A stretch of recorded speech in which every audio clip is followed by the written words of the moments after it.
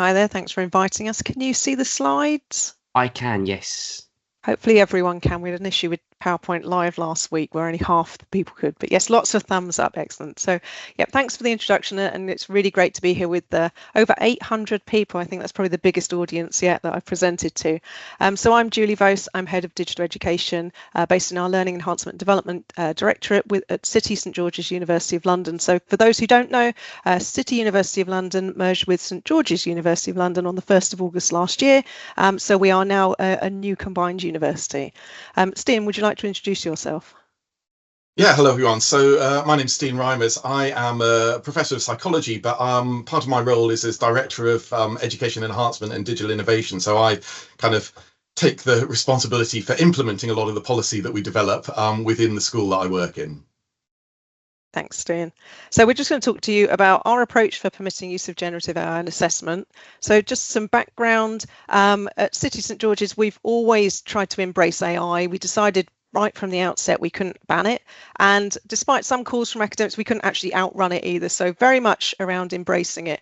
And we know that it's really important for students to be learning how to use generative AI appropriately and effectively, but we also expect them to use them in an ethical and responsible way. So in terms of how students can use AI for learning and study, they are permitted to use it to explain concepts, to help with revision. How they use it for assessment is what we're going to talk about today. So our default position, and this has been in our academic integrity and misconduct policy for a while now, it's very clear that students may not use generative AI unless they've been specifically advised by the module leader or program director. So somebody on their program team has told them they can use it. And that was the policy since last year. But the issue has been, what does that actually mean, and how can academics tell students what they can do? And there were some people who were integrating AI into their assessments, so where AI was used to generate some content and students were critiquing it, for example. But for those who wanted to support students, support that development of AI literacy, how could they encourage students to use it? So we needed some sort of approach that would make it clear to students what they could and couldn't use AI for. And not all of them read the policy. It's very sort of hidden sometimes on our student hub. So chances are they may not be aware of what the default policy is. So what we came up with, we were looking at our guidance. We looked to the sector. We saw a lot of institutions, primarily in the UK, were going for this sort of three-tiered approach, which was one was no generative AI allowed, two was generative AI was used in an assistive role, and three was that generative AI was an integral part of the assessment. So our approach generally been, well, it's no Gen AI allowed, or people have integrated it into that assessment. But what was that sort of second one? It was a bit of a blurred line, grey area around its use. What do we mean by assistive role? And we thought it was around things like supporting idea generation, assisting with editing, but we wanted to make it really clear to students what that assistive role meant. So we looked at the AI assessment scale, which I think went through several iterations. And this scale sort of identifies different areas. So there were things around like AI assisted editing, idea generation in here. And we had lots of discussion with our generative AI task and finish group about what would be our approach.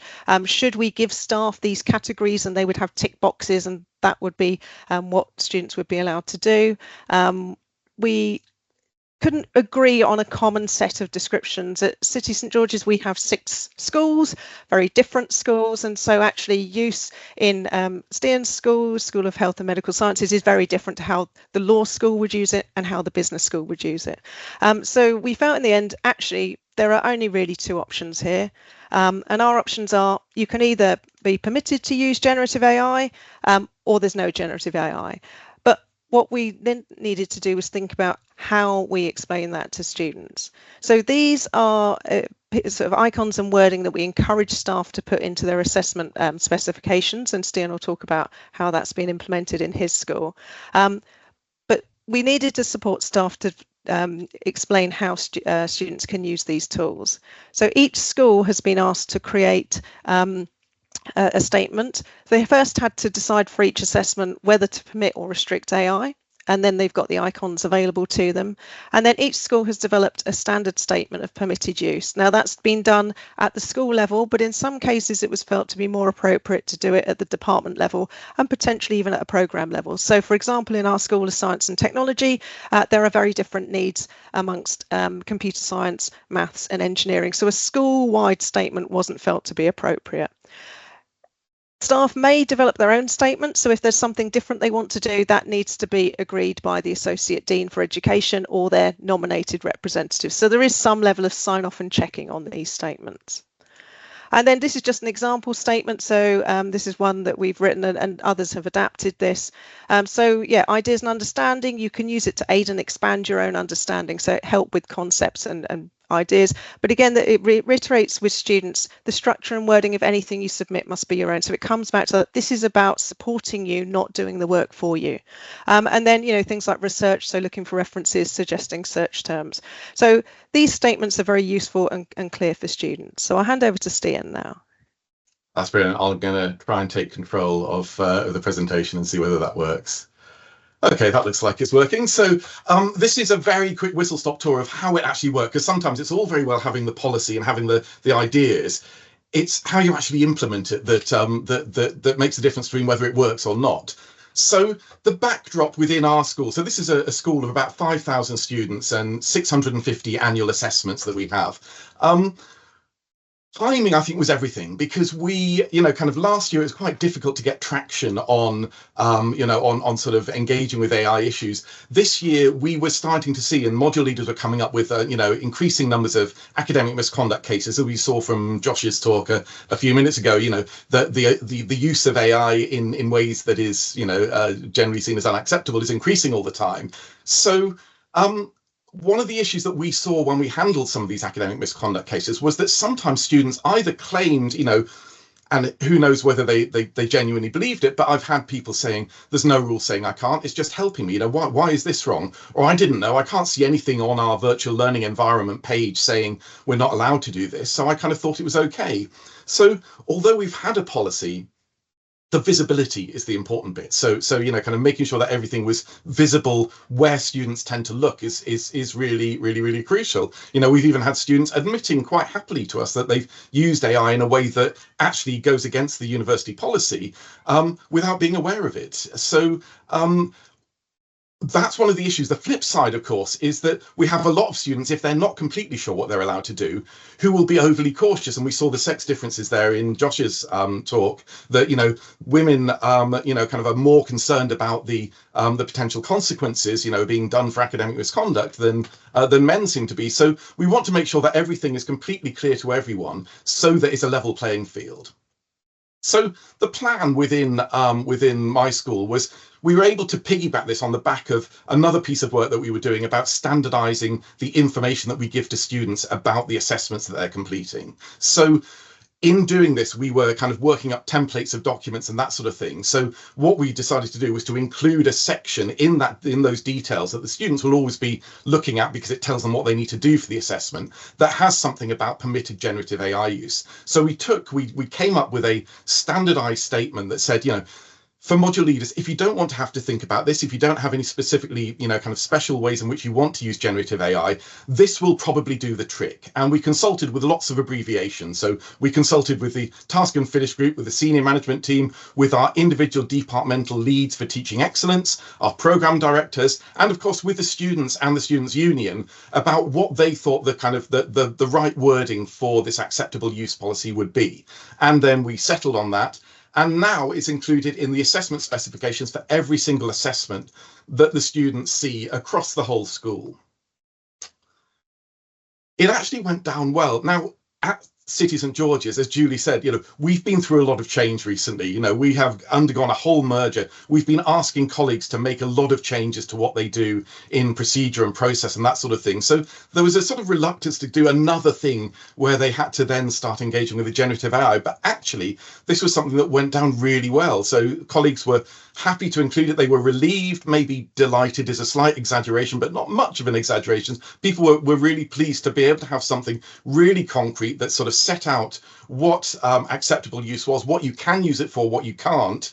And students fed back that they liked the clarity, they agreed with the policy, although as we saw, I think in Josh's talk, about 25% of people thought you should be allowed to use generative AI for basic sort of text editing and that sort of thing, which isn't what we allow there. So we also have that flexibility that module leaders are allowed to devise their own rules about generative AI use. We've had, sometimes people want to, upskill students, and this is something we actively encourage, getting them to interact with generative AI and use it in a way that will actually prepare them for the workplace that we're going to see in the next 5 to 10 years. At the moment, most people, possibly because these are largely professional courses, this is nursing, radiography, and that sort of thing, it's much more about the sort of the practicalities of the education. So we've only had one person wanting to get students using AI and to change this kind of standard wording so far. But we've been able to then, because it's been coming through us, we've been able to give feedback on wording to make sure that it was really clear that this is special, this is a different for this assessment than any other kind of assessments. The other thing is how we embed it, the sort of the monitoring sort of thing as well. So, that sort of crucial idea that it's all very well sort of saying we need to do this. If we then sort of walk away, then that's not really going to help much. So we're now actually monitoring this because we're also monitoring various other things around, how consistent people's virtual learning environment, Moodle pages are and that sort of thing. So this is now one of the things that we review regularly, and we have, individual departmental members looking at, making sure that the policy is clear and, and that sort of thing. So next steps, we're going to be doing this as an annual review. Got about review a minute left, Stian. Sorry? About a minute left. Yes. Okay. Yeah. So this is the last slide. So we're doing an annual review of acceptable use, because the landscape's changing so quickly. We're getting input from our regulatory bodies for, nursing and midwifery and optometry and that sort of thing, because they have an interest in, ensuring that the assessments we run are valid and, and have that integrity. And then we're looking on upskilling students with generative AI use, using assessments that require AI use. So as I'm out of time, I will leave it at there, and hopefully we've got time for a question or two. Thank you so much, both of you. That was a really, really interesting talk. And sorry for cutting you in there. It's we get a bit tight to the times and the agenda. We do have questions, but in the interest of keeping to the agenda, I'm just going to ask a quick question, if that's okay, and then maybe if you could have a look at the questions afterwards, that would be amazing. You mentioned kind of the visibility of the guidance that you put out to students and stuff. I think that is an issue from what I've seen across the whole sector, in terms of universities are putting up lots and lots of really, really great guidance, but we're not really sure if students are actually finding that guidance.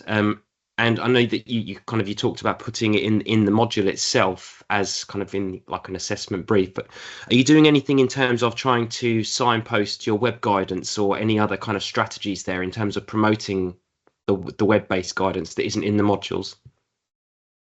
So one of the things that we're looking at is developing an induction program that uses this policy, that includes it. So we're creating materials for schools and departments so that they can actually onboard students in the first week of them being there. We also have a sort of declaration form that students have to complete when they submit their assessments that makes a declaration about AI use. And I think we're going to be pointing students towards the policies and the rules and that sort of thing when they make that declaration. Great, thank you. Yeah, it sounds like you do, well, not sounds like, you are doing really great stuff. So it's keep it up, because I know that your students are really going to benefit from that. I'm afraid we don't have any time for more questions. I could ask you kind of hundreds of questions now. But I say that there are lots of questions in the chat, but I just wanted to thank you both again for kind of coming on today. It's been great to have you both on. Thank you. Thank you.